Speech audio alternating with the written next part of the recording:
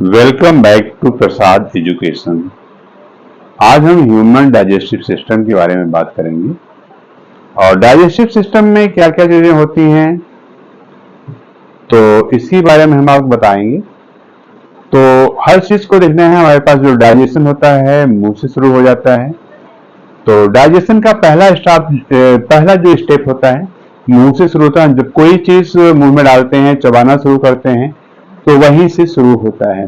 तो इसमें देखते हैं सबसे पहले स्टेप में क्या होता है, किस चीज का डाइजेशन होता है। जैसे हम यहाँ पर हमने आपको अंगों के नाम के साथ लिखा है। यहाँ पे अंगों के नाम लिखे हैं। अंगों के बाद हमने पाचन रस लिखा गया है।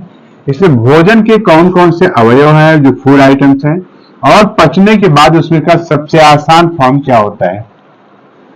जब हम सबसे पहले मुख की बात करते हैं, मुख में हम जब भी कोई चीज खाते हैं तो उसमें हमारा लार जो है मिक्स हो जाता है। मुंह से निकलने वाला लार मिक्स हो जाता है, जिसको हम लोग सैलिवा कहते हैं। सैलिवा में एक खास तरह का एंजाइम होता है जिसका नाम होता है टाइलिन एंजाइम। यह जो होता है स्टार्च यानी भोजन में पाया जाने वाला कार्बोहाइड्रेट को डाइजेस्ट करता है और इसको डाइजेस्ट करके इसको माल्टोज में परिवर्तित कर देता है। और ये माल्टोज में परिवर्तन होने के बाद हमारा चबाया हुआ भोजन हमारी ग्रास नलिका के द्वारा यानी फूड पाइप के द्वारा हमारे आंत में पहुंचता है, हमारे आमाशय में पहुंचता है, जिसको हम लोग स्टमक कहते हैं। और इसमें कोई भी परिवर्तन नहीं होता है। ग्रास नली में यानी हमारे फूड पाइप में कोई भी चेंजेस नहीं आती है। फिर हमारे पास जब फूड पाइप से होता हुआ आमाशय में पहुंचता है, वहां पर जठर रस एक तरह से वहां पे HCl निकलता है, जिसकी परसेंटेज 5% होती है हमारे फूड में।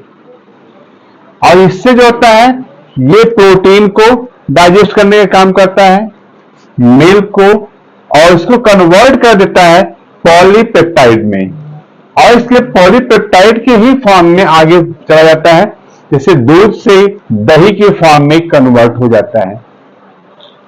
और हमारे पास आता है छोटी आंत यानी स्मॉल इंटेस्टाइन।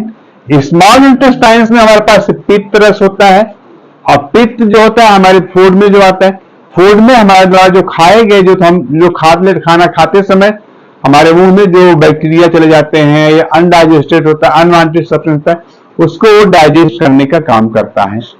और इसकी वजह से हमारे पास इसमें वसा, प्रोटीन, पॉलीपेप्टाइड, स्टार्च डाइजेशन होता है। डाइजेशन होने के बाद ये माल्टोज, अमीनो एसिड, वसा यानी फैट एसिड और ग्लिसरॉल में परिवर्तित हो जाता है। और इसका छोटी आंत में पूर्ण रूप से इन जो महत्वपूर्ण चीजें हैं इनका पूरी तरह से अवशोषण भी होता है, यानी कंप्लीट एब्जॉर्प्शन भी होता है। Useful substance get absorbed in the small intestine, and after that food reaches into the big intestine, and there is also stay few times and extra water and roughage will be there, and then it is reaches to the anus and exit out from the body. And this forming information given by Prasad, and if it is useful to us, then like, subscribe and comments and share your friends. They are also get benefited. Thank you very much.